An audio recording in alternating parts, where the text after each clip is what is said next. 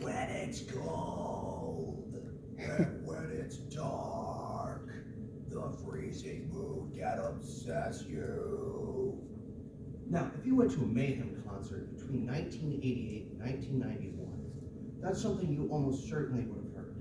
But what is black metal? Like, what is this darkness? Why is it here? Well, we're going to go over that. First, has anyone here heard of the Satanic Panic? By a show of hands. No. Wonderful. So during the 1980s, mostly Christian mothers were upset about satanic entertainment for their children. Whether that be bands like Motley Crue or games like Dungeons and Dragons, there was a big uproar. But in all seriousness, nothing came of it. It wasn't a big deal. In Norway, there was an actual satanic, not even a panic, but an actual satanic activity that did cause some issues.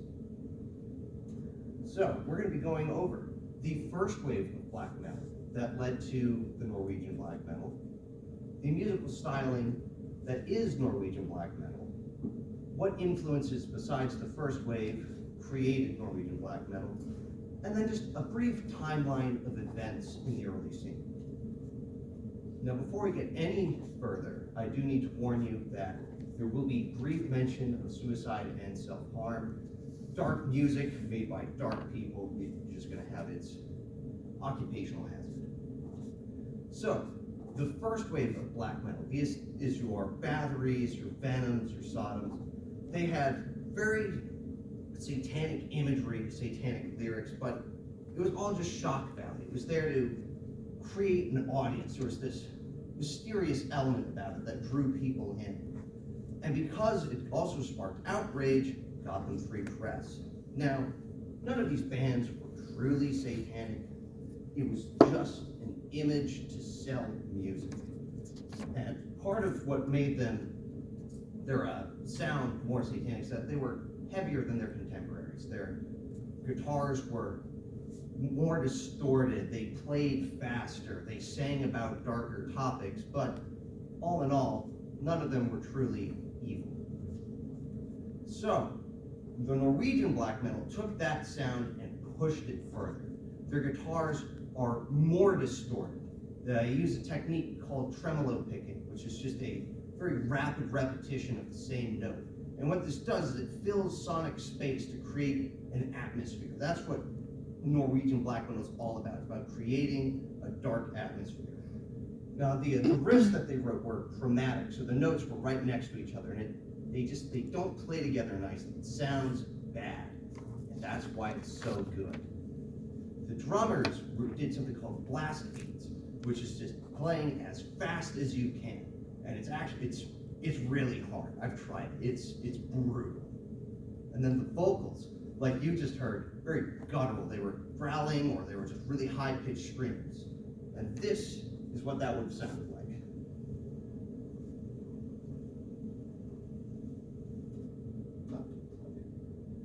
Don't turn it up too far, it's gonna blast.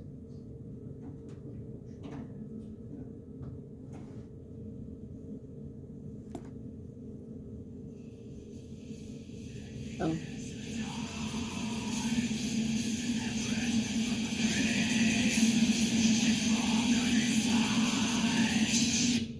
Now, as you can hear, and if I need to, I might play it again, there was very fast picking on the guitars, very fast strumming on the drums, and just nasty, gritty vocals. At their live shows, they were known to throw pig heads into the audience, and their lead singer, this guy right here, would cut himself, bleed onto the audience. You may also notice that they have very, very dark, high contrast album covers. Who's that? They would also do things like that, breathe fire. So, what were the other influences besides the first wave of black metal? Well, this would be a retaliation against the corporate success of thrash metal and death metal from America and Sweden. Look at these album covers. They're all bright and colorful. There's too much detail. It's too artistic. It's not dark and grimy enough. And then also, as with the first wave of black metal, none of these bands were truly evil. They made evil sounding music, but none of them really stood for what they were singing about. They also started Norwegian black metal in retaliation to the Christian conquering of Nordic pagans. They truly despised Christianity for essentially eliminating the original pagan culture of Norway. How do you respond to that? Arson.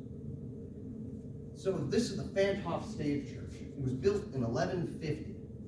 In 1992, it was burned down by Vard Vikernes, otherwise known as Burzum, to promote his EP Aske, which is Norwegian for ashes. As well as, so there were also 28 churches between 1992 and 1995 that were burned by black metal musicians. So Mayhem is often considered the founding band of Norwegian black metal. They are the definition. They were formed in 1984 with their founding member being Euronymous. No idea how to pronounce his real name, don't speak Norwegian. He formed the band in 1984, and they released their first album, or EP, Death Crush, in 1987. And again, you can see here their album covers really gritty, high contrast. In 1988, a Swede by the name of Pelle Yngve Olin, otherwise known as Dead, was his stage name, joined the band, and he offered a new dark flavor.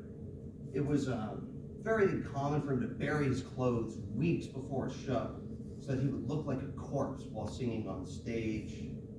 He would, again, bleed onto the audience, and was known to have a paper bag with dead crow in it that he would huff before singing so he could sing with the scent of death in his lungs.